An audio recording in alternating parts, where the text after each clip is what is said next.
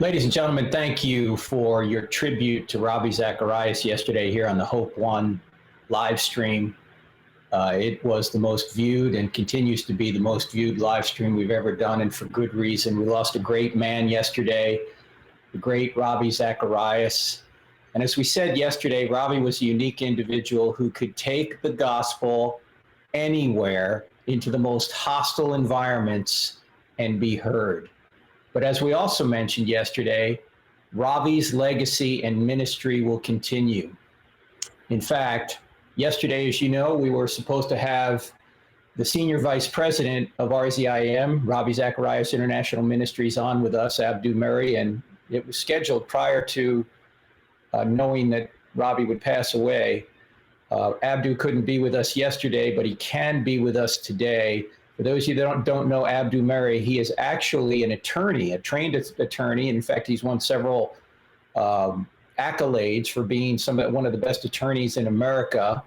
He now is the senior vice president of RZIM. He speaks all over the world. He speaks on college campuses. He speaks to businesses. He speaks to churches. He hosts a brand new podcast that you definitely want to avail yourself of. In fact, just the other day, I was listening to one of the episodes that he had done. It's a great podcast. It's called The Defense Rests. And what Abdu does is he takes his attorney skills and he applies those rules of evidence to evidence related to Christianity. It's something you definitely want to avail yourself of. He's the author of several books, including a new one we're going to talk about a little bit later today. And it's wonderful to have my friend Abdu Murray on with us. He's coming from, I believe, the Detroit area right now. Abdu, I know it's a great loss for you. It's a great loss for everybody at RZIM, and it's even a bigger loss for Christendom. How are you feeling today? Are you okay? Thanks, Frank, for having me on. And I just want to appreciate, by the way, Ravi had great affection for you, your sharp mind, the way in which you ministered the gospel as well. He's told me that on several occasions, and I know you know him, and he loved your work as well. So I just want to send that along. I thought it was something that very, very fitting and very, very apt. I have the same admiration for you as well. So thanks for having me on. I'm doing okay. You know, it's the thing that was really sort of troubling was how precipitous the decline was. We were hopeful to begin with, you know, in terms of the prognosis. The cancer was responding to the treatment, only to find out that the metastatic nature of the cancer was such that there was nothing they could do. And then he declined rather quickly. But we had some time with him, and family and friends had some time with him as well. It's sort of hitting me yesterday was, and thank you for being gracious and not, me not being able to make it yesterday. I wanted to so desperately, but things, as you know, became out of control, as it were, in terms of, they didn't become out of control, but they could have, but we handled it pretty well. And the team was just so amazing here at RZIM, such a strong team. But it's hitting me slowly but surely, and sometimes not so slowly. But the thing that I think about is that I won't hear new wisdom come from Ravi until he gives me the tour, as it were, when we get there. Right. One of the things about Ravi, and you know this too, because having heard him and seen him in person and other places and spent time with him, is I listened to Ravi. I've been a Christian for 20 years now. And I listened to Ravi before I became a Christian. In fact, Ravi's voice was one of the first voices among a few that I heard when I wasn't a Christian, who got me thinking that Christianity wasn't as silly as I once thought. So I've heard him for 20 plus years. And there's times when you're sitting in an audience and you're thinking there's nothing new he's going to say that I haven't heard before. Right. And then something falls out of his mouth and you're like, where did that come from? When did you think of that? Just now? What was that? And what I'm going to miss among many things about Ravi are those little nuggets of surprise. And so Sanj Kalra is one of Ravi's best friends, and he would travel with Ravi all over the place. And I would text to Sanj, whenever that would happen, I would say, Ravi preaches in a way that makes me wish I could preach. Just sometimes he just amaze me. I'm going to miss that. Yesterday we were talking about how Ravi would always say, God is the only perpetual novelty. Mm-hmm. I think as you just said that, Abdu, it made me think that among apologists, Ravi is the only perpetual novelty. right? Like if you listen to me, you're just going to hear the same stuff over and over again. Listen to Ravi, you're going to go, where did he come up with that? Yeah. And the answer was, sometimes it was literally, I remember traveling with him on a plane, and I'm looking at him. He doesn't really read anything. I mean, there's plenty of times when he's got, writing to do. And I asked him, do you do a lot of your writing on a plane? And he said, yes, because I do as well. Sometimes you just got to get it done. But there are times when he's just sitting there. He's looking at the TV, but nothing's on that television. And I asked him, what are you doing? He's like, I'm just thinking. And he was working. And we would land, and he would say something. I'm like, whoa, we're getting our bags, and he would say something. Abdu, I was thinking about this. What do you think? Like, what do I think? Come on, you're asking me? I was playing solitaire on the plane. What are you talking about? Yeah, exactly. I was just wondering how many levels I could get to in a row on Candy Crush. Now you've been traveling with him for quite a while now, and last week we were just talking about Ravi on the phone, and you had mentioned some wonderful sort of experiences you've had with Ravi on the road. Could you maybe share a couple of those with us? Yeah, boy. I remember, so this is very recently, we wrote the book, Seeing Jesus from the East, together. And it really was, if you want to capture Ravi's heart in a book, I mean, we've captured his mind and his heart in many, many writings that Ravi's had. But if you really want to capture Ravi's heart in a book, I think Seeing Jesus from the East does that, because it's so Eastern and it's so personal to Ravi. We were spending time filming the video curriculum for the book, amongst other things. And I'll tell you, Ravi lightens up when he gets in the East. So we're in Sri Lanka, and we're going through this big market in Colombo. And he's dodging and weaving and going in and out because he's got a pep in his step, And this was when the cancer was actually hurting his back tremendously. But the smells and the sights and the sounds and the looks just livened him up. So he's dodging and weaving, bobbing in and out. And he's, everyone knows he's got a bit of a dry spot back there in the back of his head. So he needs that to be covered during, while we're not shooting. So he's looking for a baseball cap and to cover it up. So he's going in between into all the shops, and he's looking, he wants to get the national cricket team baseball cap, but no one's selling it for some reason. So he's looking, and he's this one shopkeeper that he likes, and he's talking with the guy about life and all these things. And says, okay, how about that hat?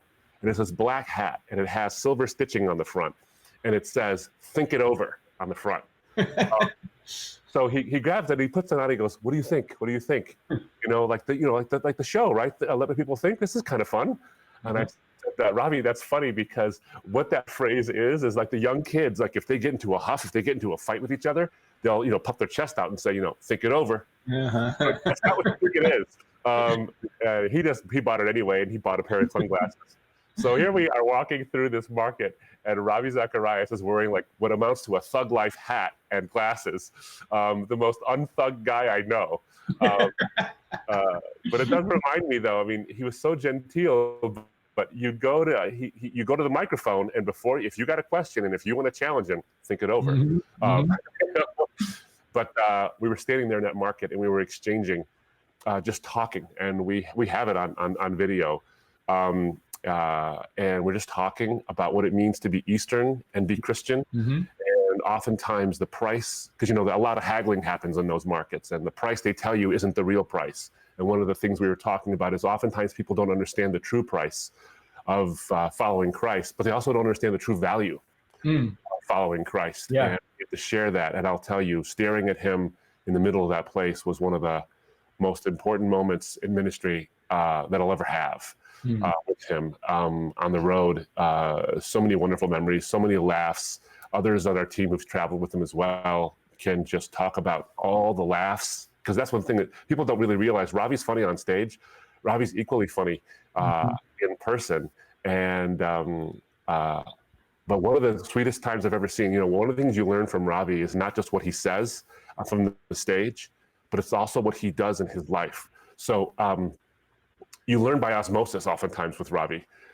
So everyone knows Ravi is known for being the kind of guy who can speak to anyone, and he often has spoke to, it seems like, everyone. In fact, Mike Pence the Vice President of the United States, tweeted something about the loss of Ravi Zacharias. He's spoken to heads of state all over the world. I mean, the very top level people, whether they're in the legislature or they're in the executive branch, judges, you name it. But then I've also seen him talk to a rickshaw driver or a cab driver or the person who comes in to freshen the pillows in the room. And he talks to them the exact same way, as if they're somebody who is the only person in the world. And, you know, Ravi teaches that people have an intrinsic value and an objective worth. And he treated every single person exactly the same way, regardless of their station or where they are in life, because he realizes that is almost incidental, but the true and the sacred is all about them. So I learned that from him as well. Yeah, as we were mentioning yesterday, he reminds me of John Lennox. He's the same guy, lovable guy off the stage as he is on the stage. And Ravi is just such a great gift. And you know, the thing that I don't know if people realize, and maybe you can speak to this too, Abdu, is he went through a lot of sacrifice being on the road over 200 days a year. I mean, Margie went through a lot of sacrifice. The whole family did. You guys would go on trips. I remember talking to you, this must be, I don't know, 6 months ago. And you were like somewhere in Sri Lanka, and then you were in Winnipeg, like on the same trip. And you had to pack for tropical and Eskimo in the same bag. And it was a 13 or 14-day trip. And this was routine for you, and probably still is for you, and was routine for Ravi. How could he do that? You know, I do think that there is a way in which the Lord has built people and strengthens people in ways that are amazing. And Ravi's life, it's so funny because you don't want to hyper spiritualize his life, but you can't underestimate the things that are happening in his life too. So what are the two things you need to be a traveling itinerant minister who travels up to 240 days a year, as Ravi did? What do you need is a strong voice and a strong back. And he had neither of those two things. People don't realize Ravi had throat ulcers, and he's had them for years, which is one of the reasons why he, as much as he wants to, he couldn't necessarily speak twice in the same day to an audience, because he wanted to preserve his throat for the long haul, as it were. But also the back, as you can imagine, is just wrecked. You've been on so many planes as well, Frank, you know, like as I do, how trying that can be on those flights. And yet, for some reason, he was physically sustained through all of that, and was able to carry the message. So I guess my answer is that I think that he was supernaturally sustained through all of it. But there is a sacrifice. You're right to bring that up, because one of the things that Ravi has always touted from the platform, and in person, and Margie would back this up 100%. And what an amazing lady she is, by the way. I can't say enough about Margie Zacharias. I really can't, or any of his children. Strong, dignified, just amazing people. And Margie would always say this, is that some form of this, that she was as committed to Ravi's calling as Ravi was, maybe even more at times, because she just knew that Ravi had been anointed by God for a certain specific calling, and that it's one thing for a man to pursue it, but it's another thing for a couple to pursue it when they're married and they have obligations one to the other, and not know if your obligations are being met at home, to not know if there is maybe a disquiet or a waiver in the spouse's support of what the calling actually is. And so Margie was ever committed to making sure that Ravi always knew she was 100% committed to his calling to bring the gospel to the ends of the earth. So sacrifices were made. I mean, time was not there. He spent a lot of his life on the road. He could bring his family whenever he could. He would bring his family with him, and surrounded himself with them whenever he could. But he and Sarah and Naomi and Nathan made the sacrifices needed for the sake of the calling, but they are a strong family and intensely loving people, and believe in the spreading of the gospel as their primary mission, so that they could bring as many people into the family of faith as possible. But that sacrifice was made, but made with such dignity and commitment. Now, I know people want to know, I said this yesterday, and it's true, that RZIM doesn't end now. It continues to go forward. And in fact, Ravi has poured his life into many people, you being one of them, Abdu. You have how many speakers now? Is it nearly 100? Am I right? Yeah, so when you add in the full-time speakers, we have about 50-something full-time speakers. Okay. Then you add in adjuncts and some different other designations like fellows. We have young people who come from, and some not so young, who graduate from our Oxford Center for Christian Apologetics. They come on as fellows for a couple of years. When you add all that together, we have about 90-something speakers, close to 100. That's amazing. Now, where does it go from here? I mean, how does it move forward without? Robbie's irreplaceable. You know, he's like when Billy Graham dies. Who do you replace Billy? You don't. Okay, he's a unique individual that God rose up, but God's going to rise somebody else up as well. So where does it go? Where does RZIM go from here, Abdu? Well, yeah, and as a ministry, Ravi's foresight always was. In fact, I'd say this: his mission always was, and people don't realize this because Ravi is so gifted and so anointed. And if I can pause for a moment, oftentimes people have asked Ravi, what do you think qualifies you to speak in the areas you speak in? My goodness. And the first thing he would say is nothing. The Lord gets to pick who the Lord gets to pick, and he picked Ravi. So who am I to question that? In fact, I actually delight in it, that sometimes it takes someone like Ravi to do the most amazing things. But that leads me into, with the ministry, Ravi's foresight from the very beginning was, I don't want to make this a one-man operation. We need a team of people. We need to train evangelists to go out there to do the work of an evangelist, undergirded by apologetics, so we can reach the most difficult people to reach. Influencers of culture, thinking people, people who have serious and heartfelt objections to the gospel, and to come alongside folks like you and others, William Lane Craig, Lee Strobel, amazing people who have really done a great job. He always wanted that network of friends, but also a strong ministry. So he wanted to create a team. And Michael Ramsden, our president from the UK, who's coming back who's moving to the US to lead us in ministry. Sarah Davis, Ravi's daughter, is the CEO. She's been running the ministry for quite some time now, actually, but now she has the formal title of CEO. We have a very strong leadership in place. So Michael's our president. I'm senior vice president. Amy Orr-Ewing in the UK is a senior vice president as well. Vince Vitale, who I know you know, a fellow Jersey boy, is and his wife is even smarter than he is.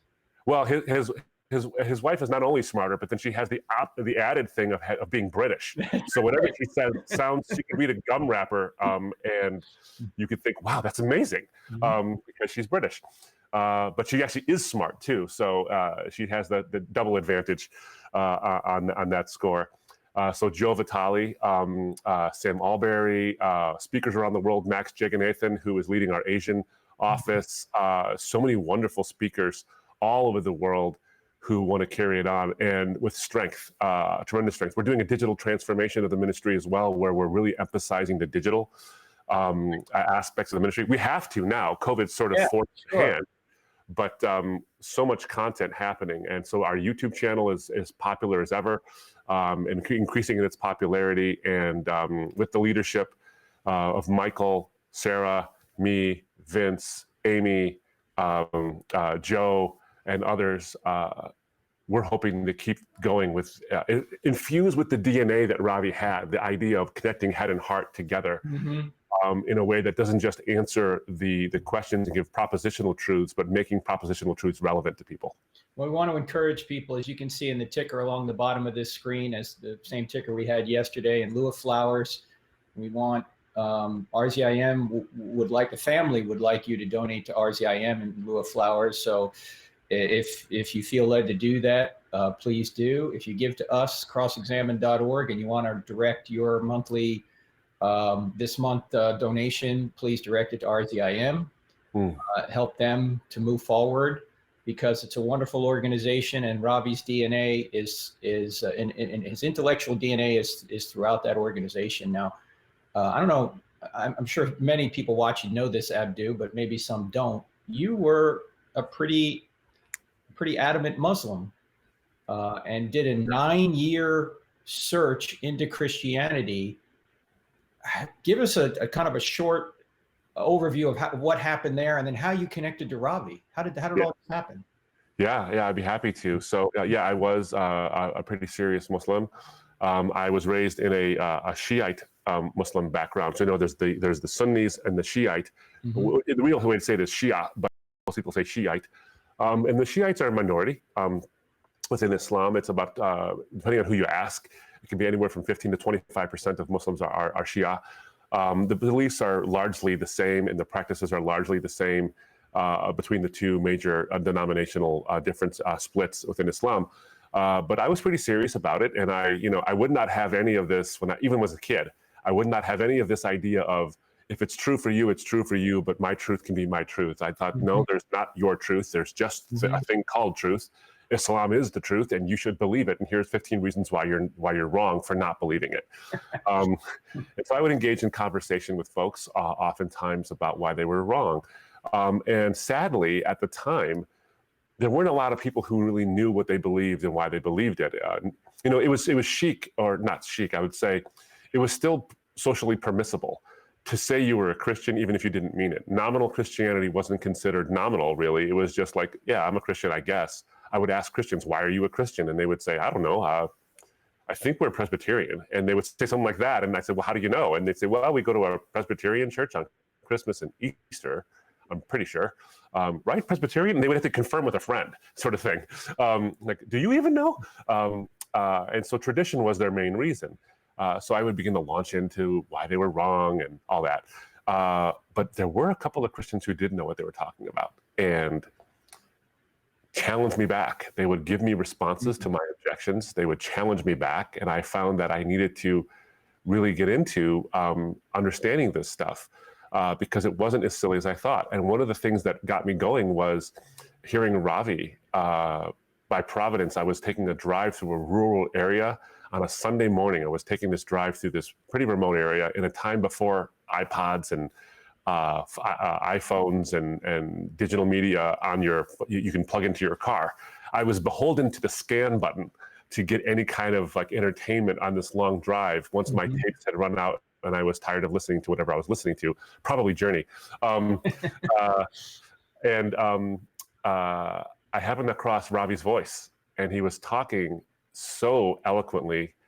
And I was thinking, what is this Indian accent doing talking about Jesus? What is this all about? I don't hear Indians talking about Jesus very often. And he did it eloquently, beautifully, and so logically. And that was annoying because I was thinking, well, my goodness, what is this? How dare a Christian be articulate about this? But I was fascinated. And so I began to listen. So over the course of 9 years, I began to see how credible the Christian faith was historically, philosophically, theologically, and eventually existentially. It became something so deep and personal for me because the single greatest search I had as a religious person was, if there is a God, he must be the greatest possible being, sort of a la, St. Anselm. And the greatest possible being would express the greatest possible ethic in the greatest possible way. That stands to reason, because if he didn't express the greatest possible ethic, then he would not be the greatest possible being. And if he didn't do it in the greatest possible way, he would be sort of a lazy being, which of course wouldn't be the greatest possible being. And then I realized the greatest ethic is love, and the greatest way to express love is self-sacrifice. So when you look at the gospel and you see this singularly unique message that God not only wants us to be better, but gives us a way to be deemed better by imputing his son's righteousness to us and imputing our guilt to him. And then that happens through self-sacrifice, the ultimate expression of love. Amazing. I mean, that's the God I was looking for, the greatest possible being. Muslims say Allahu Akbar, which means God is greater. I was looking for that being, and I found him in the book that I once rejected. And when I saw that, I saw, my goodness, the one I was looking for and the one that my devotion should be geared towards is the one that I'd been rejecting for so long. And that's when I gave my life to him. When I read Romans chapter 5, verse 8, I was undone by it. For God demonstrates his love, his perfect, self-sacrificial, ultimate, greatest possible love, in that while we were sinners, people who hate God, Christ died for us, the greatest possible being, expressing the greatest possible ethic in the greatest possible way. And that's when I gave my life to him. And then how did you connect with Ravi? I mean, that's a long way to go from being a Muslim to now you're sharing the stage with Ravi. How did that happen? Yeah, well, so uh, it's funny because I happened to go to his office in Atlanta. I was there for an apologetics conference. My first ever apologetics conference, actually. I go over to the office to see if he's there. He wasn't. He was in some country, which shouldn't have surprised me. And I had a CD of my testimony, and I handed it to the woman who gave me the tour of the facility. And I said, I'm sure Ravi gets handed a lot of things, and he'll probably use this as a coaster. But should he have the opportunity to be bored on a plane flight, maybe he'd listen to it. Well, somehow he did, and he called me because he was writing a book and wanted my opinion on it, which was like crazy, right? We had a 45-minute conversation, and then 2 years later, I happened to be in Atlanta again. I stopped by the office. He wasn't there, but I was with my wife at the time, and I said, well, we'd love to take them to dinner and just thank them for the opportunity to have contributed in any way to anything Ravi was doing. He lands and has his assistant call me, and we have dinner the next day. And that began the friendship. And then I had done some speaking with Stuart McAllister, another mutual friend of ours. And Stuart was running the region of the Americas at the time for RZIM, and had me speak more and more frequently. And before you knew it, they said, you should join the team. And my first day on the job, this is fun. My first day on the job, first day with RZIM, doing any speaking, was at an open forum with Ravi. So, I mean, how intimidating is that? I'm going to do Q&A with the master of Q&A. Well, people need to know that you're 6'8", and he wanted you next to him, Abdu. That's probably what it was. Yeah, I was muscle. That's right. Yeah. But I remember walking on that stage thinking, this is my first day on the job, and it might be my last, because I'm not going to compare. I look like a clown next to him. Well, it went really well, actually, surprisingly. I don't know. Something came out of me that was worth listening to. And we started sharing the stage more and more together, and spending time together that way. So, again, another mutual friend of ours, Greg Kokel, often says, bloom where you're planted. And God will do what God will do. And I think that's what happened. And it just so happened that someone walked by and saw whatever blooms I was giving and said, come alongside. And I got to be a daffodil next to a rose bush. By the way, those of you who want to see Abdu in action, you can go to the RZIM YouTube channel or the RZIM website and see Abdu sharing the stage with Ravi on many occasions on college campuses. Now, when Ravi and Abdu would go to a college campus, they wouldn't get 500, they would get 5,000 or 15,000. So it's quite an event, and you can go online and see. Abdu's been to many colleges with Ravi. And he's going to continue to do that. I hope you're going to keep going to colleges, Abdu, because it's really necessary. It's my heartbeat. It really is. As an evangelist, Ravi was primarily an evangelist. Often he was obviously a tremendous apologist, but he would often say that apologetics is the seasoning, or even the appetizers. The gospel, that's the main course. And if apologetics appetizes you to seeing the gospel, then all the better. And so and I know you do such a wonderful job on campuses too. You've gone and spoke to so many. I actually got to sit in the audience with you, my wife Nicole and I, when you were at Oakland University, which was just a few miles from my home in Michigan. And you did I Don't Have Enough Faith to Be an Atheist. And what a wonderful job you did presenting the truth there and answering the questions, very tough questions coming your way. So you and I can both appreciate the affinity and the joy that comes from seeing skeptics of every stripe come to an event, ask a question. Sometimes they ask because they don't want an answer, they just want a challenge. But they leave when the demeanor is right. And Ravi always said this: you never answer a question without seeing the questioner. He once said, right. He envisions himself giving them a verbal hug when he answers. And so it's my heartbeat, it's Michael Ramsden's heartbeat, it's Vince Vitale's heartbeat, it's Joe's heartbeat, it's Amy's heartbeat, to really speak to the college campuses, to the people who have the toughest objections. They are the ones who are welcome. We continue to want to do that. If I could just give Ravi spoke on a theme, and he wrote a book on a theme called The Grand Weaver. Yes. God, the weaver of our lives. We're just a thread in a tapestry, but then you see, even through your pain, how you're woven into this beautiful thing. One example of the Grand Weaver, this is something I just stand back in awe of. We have these large audiences, and I have no illusions who they came to see. It certainly wasn't me. In 2003, I was a believer working at a law firm. I was a believer about 3 years at that point. I still had some serious questions. Most of my deep questions were answered, but I still, of course, the Christian life is ever learning and ever inquisitive. Right. I had some serious questions. And I went to, I found out, someone called me and said, Ravi's going to be at the University of Michigan, which is an hour or so from where I live. So I called my wife and I said, we're going. And my best friend and I went, and we were in the audience. It was amazing. Ravi did a wonderful job defending the Christian faith. Q&A time comes. I get in line to be in the Q&A, but they said, we want to give priority to the skeptics because Ravi wasn't there just to speak to Christians. In fact, his primary audience was non-Christians. His secondary audience was Christians. Right. So I was in line. I'm like, well, I'm a Christian. Hey, are you a Christian? No. Well, go in front of me. Are you a Christian? No. Go in front of me. So the line's getting longer and longer in front of me.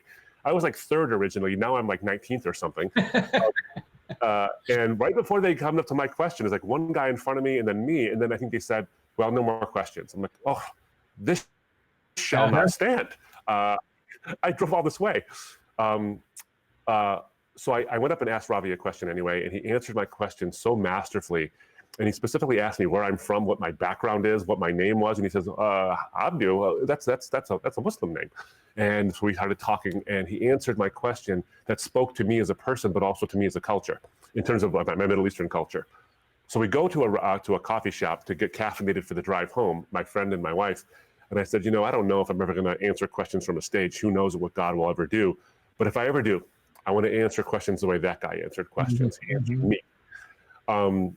Fast forward 14 years later, and I'm at the University of Michigan on stage with Ravi Zacharias. Same place I heard him. He was at Rackham Auditorium the first time that we were at Hill Auditorium, a much bigger place. And I'm standing there and I'm looking and I'm thinking, the Grand Weaver, I cannot believe I'm standing here answering questions with this man when I was in the audience, listening to him answer people so powerfully. So with that story in mind, we have no desire whatsoever to ever stop our university efforts. COVID-19 can't even keep us from doing that. We have plans to do digital stuff if we can on those campuses as well. So it's our heartbeat to reach thinking people when they're young and to offer them the gospel in a credible way. And what we've seen is the thousands who come, and this is where I have hope. People are often saying, kids today kind of a thing. I don't really have that view. I know there's challenges. Ravi would tell you there was challenges if he were here. But the fact that so many thousands come and they line up at the microphones to ask their questions, and they don't often ask you a gotcha. They want an answer. I think, and I've said this, I may have even said this to your audience before, is that college kids have gone on the post-truth bender. Yeah. And now they're in the grisly hangover, and they want the antidote. And I think they recognize the truth is that antidote. I have hope for the future, and Ravi did too. Abdu, let's talk a little bit about the final book that Ravi published. It's one he did with you. It's called Seeing Jesus from the East. I read a little bit of it on air yesterday because he has a profound insight, like in every chapter, of course. Yeah. So I read that. Yeah.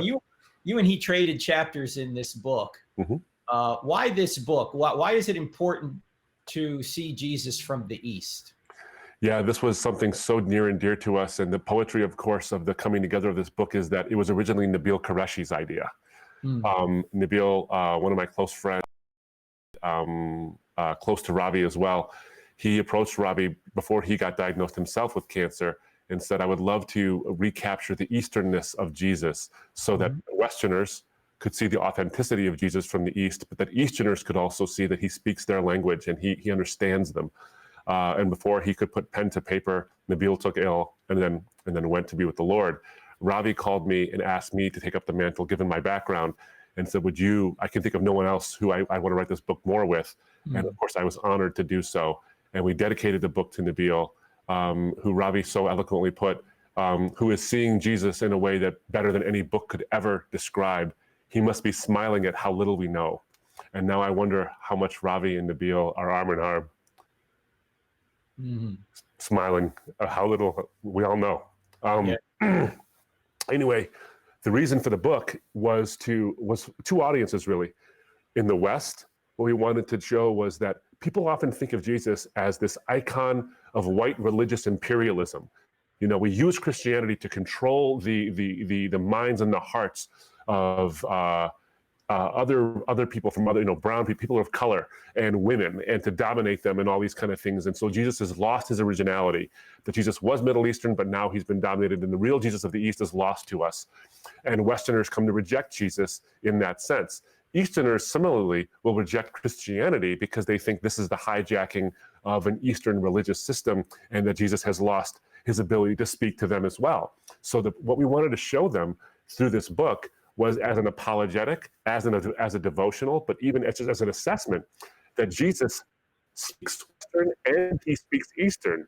There is a bilingualness to Jesus. There's a multilingualness to Jesus that we would see him in surprising ways. So we want to recapture that so we can rescue him from being deemed to be this sort of diluted, that in the sense of sort of a whiteness to him. He does speak to white Western people, but he also speaks to the Easterner in profound ways.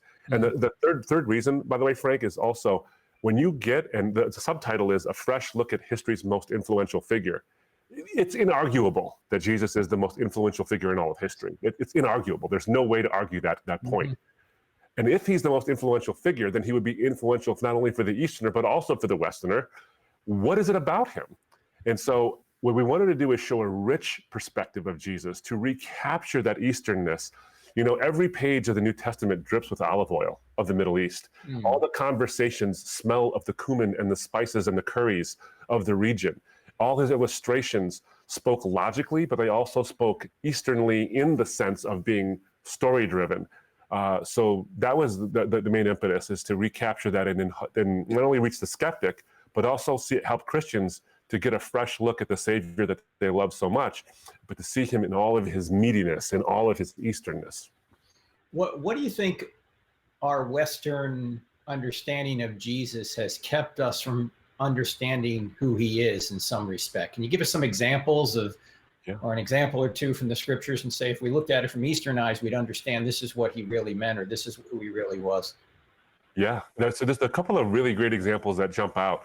I'll give a quick one and then maybe a little bit of a longer one. But the quick one is that oftentimes we see these curious phrases in the New Testament, and we wonder, what is that all about? And maybe even if that's a contradiction. So here's my example. So Jesus lived and worked in an honor and shame culture. In the West, we have more of an innocence guilt culture where we're highly individualistic, which has its virtues. But like every virtue this side of heaven, there's a shadow side. There's a downside to it. So individualism breaches frontiers. We break down barriers. We tell people it's your life, it's your religious choice. You can pick what you want, or you can be free to believe or not to believe. And that's wonderful because it offers freedom of speech, it offers freedom of exercise, of religion, all these wonderful things. The shadow side is we don't really think of the collective too much.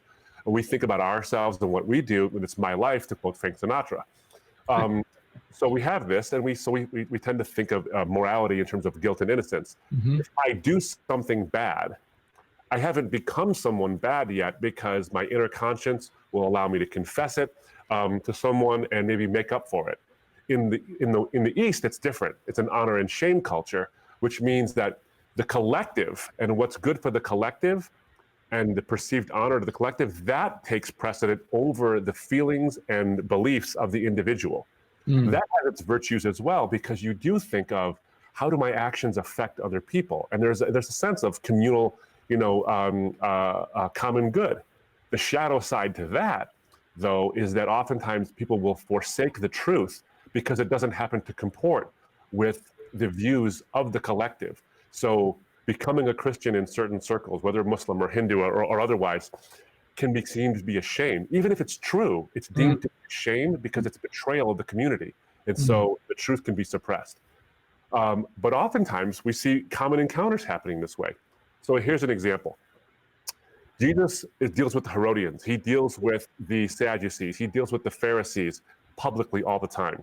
Now, in a system, when you understand that perceived honor is really important, people will ask Jesus questions in two ways.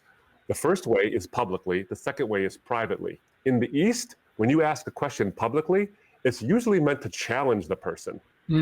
It's usually meant to play what's called the honor game, is that if you challenge them and they don't meet the challenge, they lose honor in the culture's sight or in the audience's sight, and you gain some. That happens today, and it happened back then.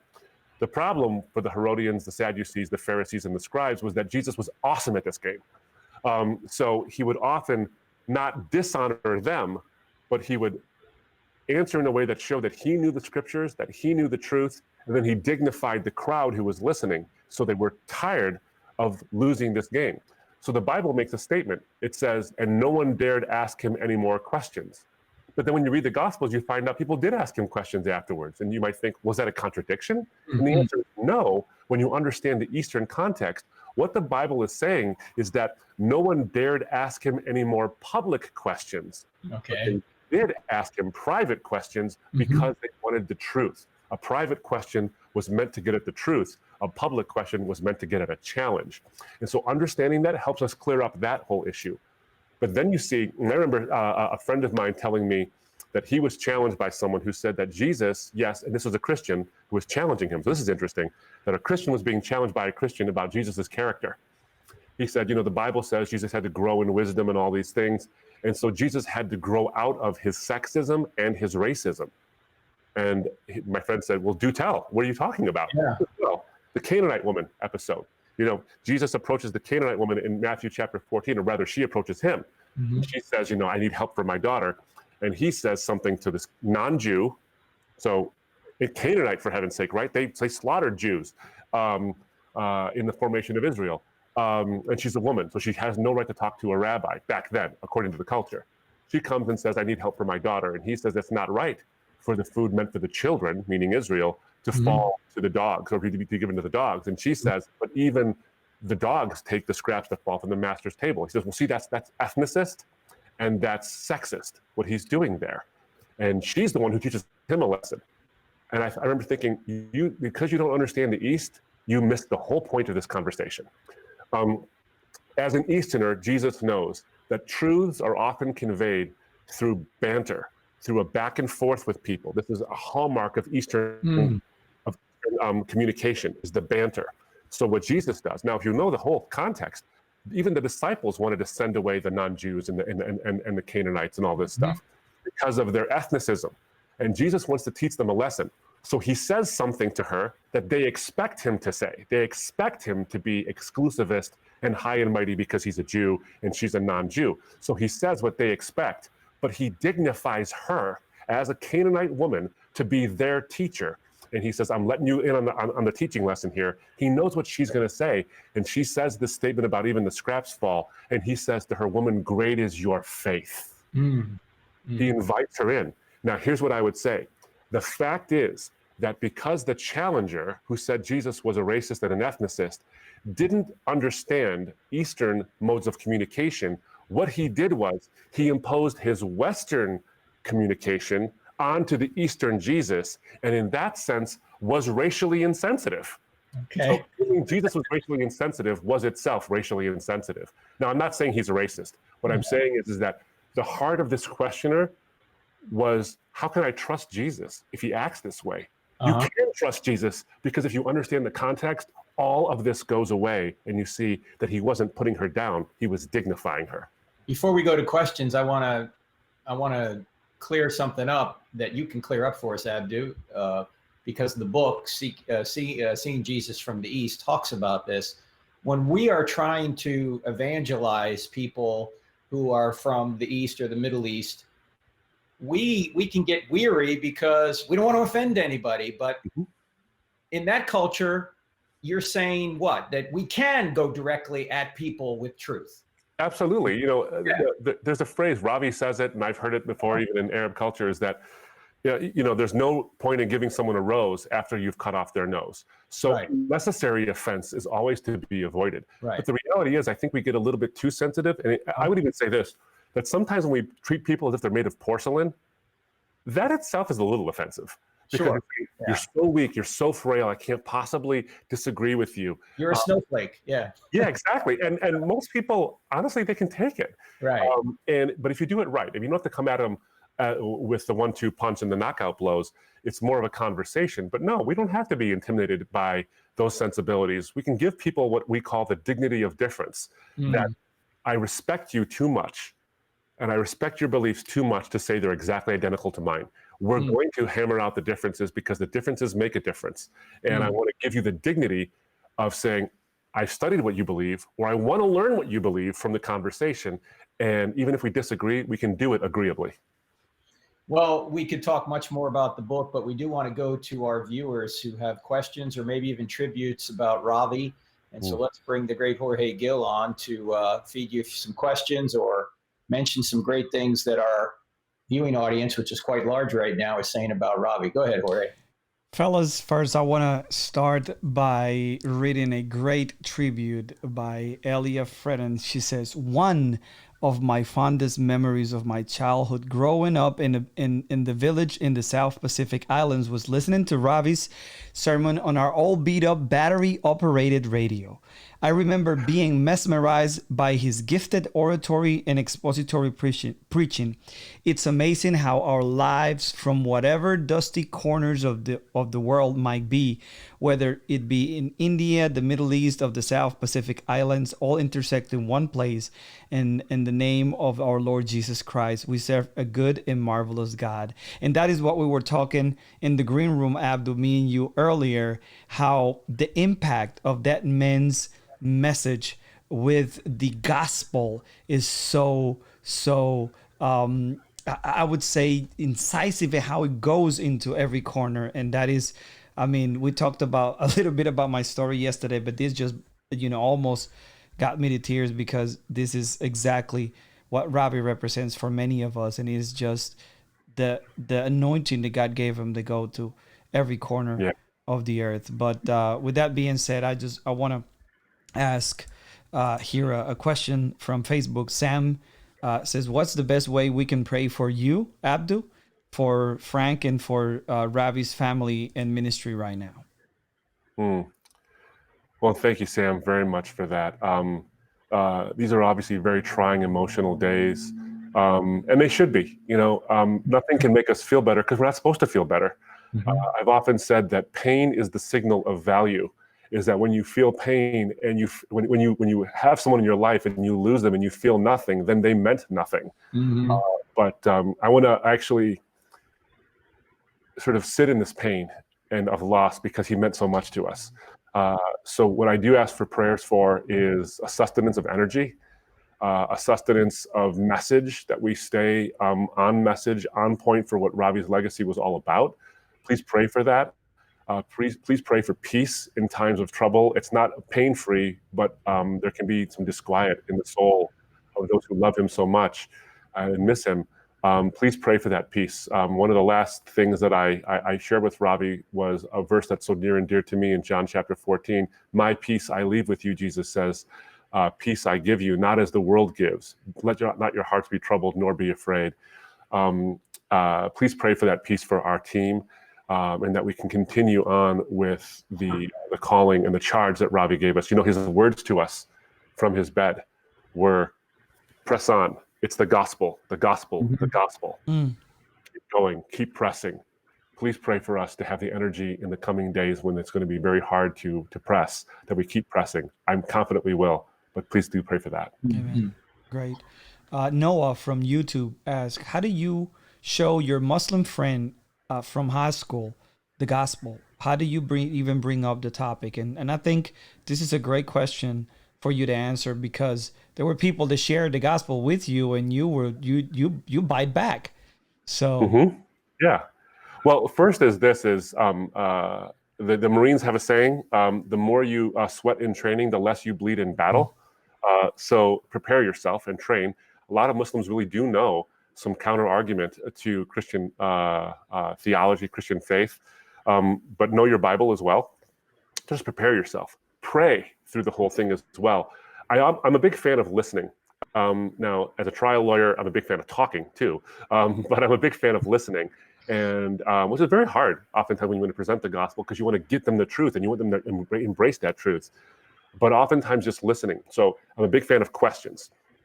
So I would just simply ask questions about that person's faith and get to the heart of it and ask them, so what is it exactly you believe about this or that? And then you can ask them it seems the most obvious question in the world to ask a Muslim, but we often don't think of it, and just ask them, so what do you think of Jesus? And they have an opinion because the Quran refers to Jesus a lot. And they have a reference for Jesus as a prophet and as someone who healed the sick, who raised the dead even by God's permission and all these things, was born of a virgin, that his mother's name was Mary. There's a lot of commonality. But of course, they deny that Jesus was the incarnate Son of God who takes away the sins of the world through the cross. So when they begin on that differential point, then you can ask them questions like, well, why do you believe that exactly? Why would you say that he's not the Son of God? Or what do you think of the Bible? And they'll give you an opinion. Now, listen. Here's the key. We should listen to understand and then respond.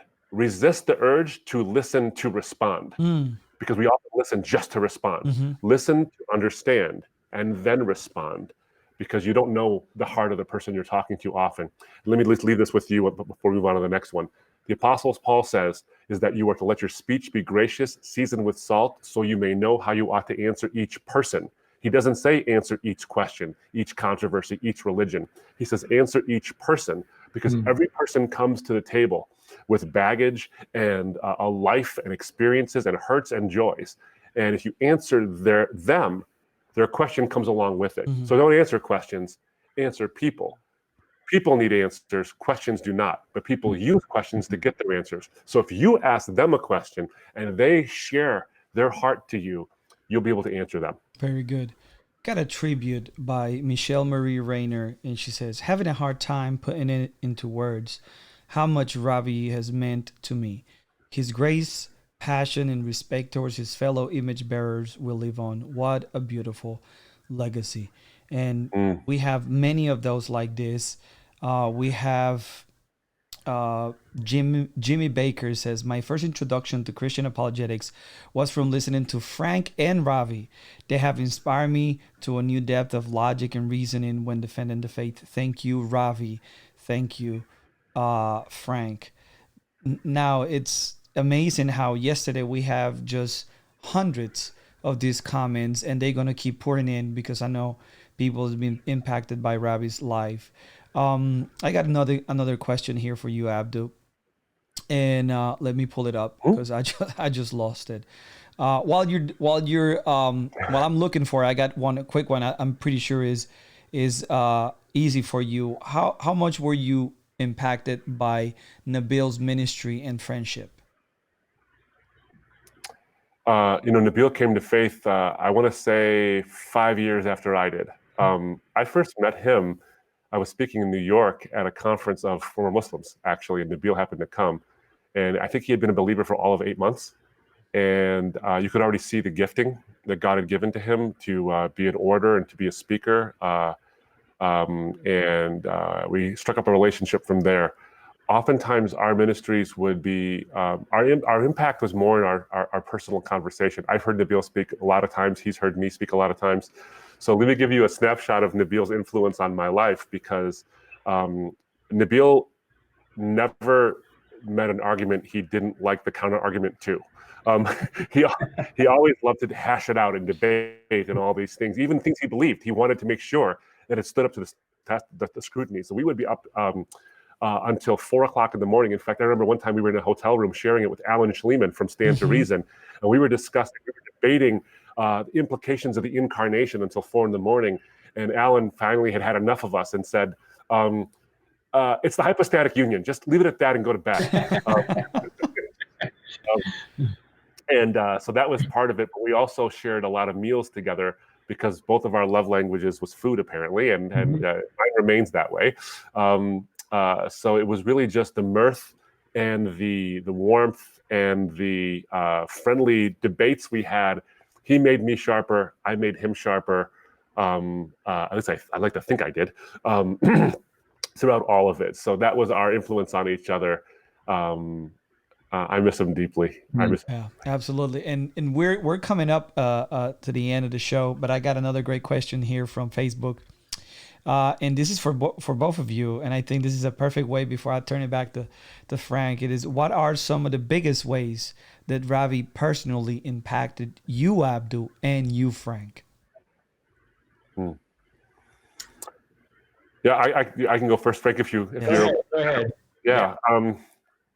Biggest ways. I can't really think of a small way, to be honest with you. So let me just say this, is that the first way was when I heard him speak and he quoted poetry in the middle of a philosophical argument. I knew this guy knew me. He understood my people. He understood my background. And he understood the whole role of beauty that plays into the whole thing, and his recall for that. As an Arab, poetry is a very important part of our culture. Battles and wars were often settled over poetry contests. We were the first rap battlers, and he spoke like that. And I thought, how did he do that? How did he put an incredible argument together with poetry and make it not only logical but beautiful? He embodied what Blaise Pascal said, and he said that men despise religion because they fear that it may be true, and the trick is to show them that religion is not contrary to reason but worthy of respect and reverence. Then he said, next, make it attractive, make good people wish it were true, and then show them that it is. And that's how he impacted my ministry going forward. How I like to do ministry is to emulate that. But then it was his personal care. One good example, and then and this one cup of coffee was gallons worth of character. We're meeting in his hotel room somewhere because he's going somewhere I've already been to, and I needed to brief him on the situation in this place he was going to. We were just talking, and I turned my back on him just to get something out of my bag. And I turned around, and he had made me a cup of coffee from the coffee machine maker that was in the room, and he said, "You take one cream, right?" Where does that come from? How did he even know that? I never told him that, but he remembered it. And he gave me a cup of coffee in his own hotel room. That is a life well lived. There's so many things. We talked about some of them yesterday, but briefly, he was very devoted to Dr. Geisler, who was my mentor. And as I said yesterday, when he came to bury Dr. Geisler, he said, "We are burying a giant today." And that was just last July, and now we're going to bury another giant. So he was devoted to Dr. Geisler. Whatever Dr. Geisler needed, he was there for. And also his continual insistence that, and we've talked about it, that you're not answering a question, you're answering a person. Make sure you answer a person. And then he was so gracious to write the foreword for Stealing from God. And I just said, he said, "How long do you want it to be?" I said, 600-800 words be fine, Rob. He went on for like 3,000, He added so much to the book. So he was just a wonderful man. And as I said yesterday, the same man off the stage as he was on the stage. And Abdu, you can even attest to that more because you traveled with him a whole bunch more than I ever did. So, yeah. Now, Ravi. Yeah, you're the new Ravi now. Sorry. Say, Abdu, this is a show about hope. And please let our viewing audience know where our hope really lies and why we can, although grieve today, we don't grieve as those without hope.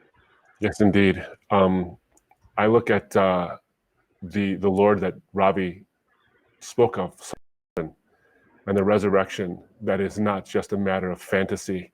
That's not a matter of hope only. In fact, it's a matter of faith. And those are two different things. When Hebrews tells us that faith is the substance of things hoped for, it's the conviction of things not seen. Faith and hope aren't the same. Hope is so important because hope is the positive expectation of a future result. But faith is trusting in the one who can make it happen. And so what I would say to everyone here is that Ravi is now enjoying the glory of that hope of resurrection that will come for all of us. And Ravi's soul and his body will be reunited because Jesus' body and spirit were reunited. Ravi trusted in what God will do because of what God has done. From the creation of the universe to the resurrection of the Son of God, that is where your hope lies. When the disciples were asked by Jesus after he had been abandoned by so many people, and he said to them, "Are you going to leave too?" Peter so astutely said, "Where else are we going to go? You alone have the words of life." Your hope does not rest. Coronavirus has taught us anything. It's that your hope does not rest in your retirement accounts. Your hope does not rest in your school system. Your hope does not rest in government. Your hope does not even rest in your own health. Your hope has to rest in something that is transcendent and supernatural. And Jesus' resurrection is proof that none of these things will stand up unless God infuses them with his supernatural and amazing power. And our friend Ravi is living in that hope right now. And if you're lacking that hope right now, I can tell you that the solid evidence, when the cross is examined, Frank, what hope? Where is it? Where else are the words of life but there? Amen, brother. Amen. Friends, I want you to go to rzim.org, and if you can help move RZIM forward, they will go forward. They have great leaders like Abdu and others you can see. So go there today, pay your respects there. You can send a note there. You can send a donation there. And Abdu, I hope we can talk about this on the radio this week. I'll talk to you off the air about it because, and also friends, Ravi's book that he just wrote with Abdu, Seeing Jesus from the East, his most personal book. You're going to want to pick that up. All right, friends, we'll see you here tomorrow. God bless you.